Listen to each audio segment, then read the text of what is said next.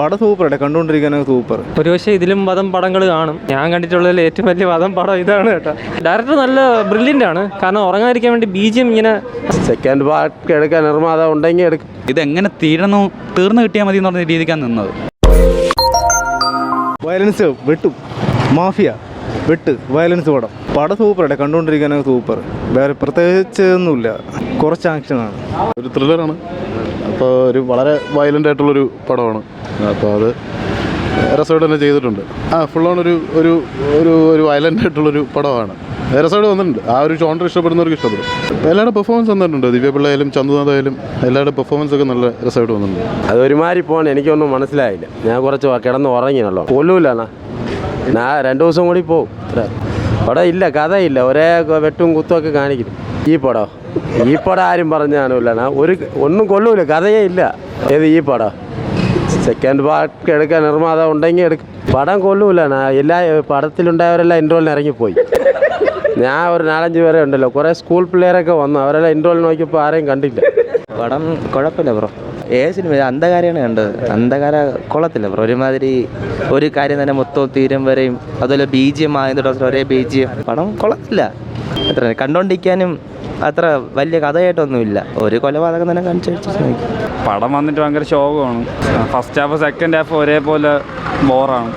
പ്രത്യേകിച്ച് പറയാനായിട്ടൊന്നുമില്ല സിനിമയിൽ. പിടിച്ചിരുത്താൻ കണക്കിനൊന്നുമില്ല. ഉറങ്ങി. ഒരു BGM ഒക്കെ വളരെ മോശമാണ്. ഒരു BGM തന്നെ ആദ്യം തൊട്ട് അവസാനം വരെ ഡയലോഗൊന്നുമില്ല. എല്ലാം BGMൻ്റെ കളിയാണ്. തിരിച്ചു വരാമെന്ന്. ഒരു പക്ഷേ ഇതിലും വധം പടങ്ങൾ കാണും. പക്ഷെ ഞാൻ കണ്ടിട്ടുള്ളതിൽ ഏറ്റവും വലിയ വധം പടം ഇതാണ് കേട്ടോ.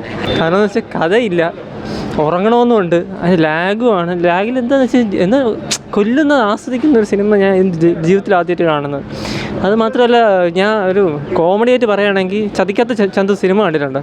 അതിൽ 2 പ്രേതമുണ്ട്, തമ്മിൽ വെടിവെച്ച് ചെത്ത് കളിക്കുന്നൊരു തന്നെ. അതേപോലെയാണ് ഉണ്ടാക്കി വെച്ചേക്കുന്നത്. എന്ത് സാധനമാണെന്ന്, ആ കഥ എന്താണെന്നെങ്കിലും കൂടെ ഒന്ന് പറഞ്ഞിരുന്നെങ്കിൽ സെക്കൻഡ് പാർട്ടിൽ ചിലപ്പോൾ വരുമായിരിക്കും കേട്ടോ. ഞാൻ ഒന്ന് കാണും. നമ്മൾ ഉറങ്ങാതിരിക്കാൻ വേണ്ടി ഡയറക്ടർ നല്ല ബ്രില്യൻ്റ് ആണ്. കാരണം ഉറങ്ങാതിരിക്കാൻ വേണ്ടി BGM ഇങ്ങനെ നമ്മളിങ്ങനെ പൊട്ടിത്തെറിപ്പിച്ച് നമ്മളെ പേടിപ്പിച്ച് ഉണർത്തിയിരിക്കുന്ന രീതിയിലാണ് എടുത്തു വെച്ചേക്കുന്നത്.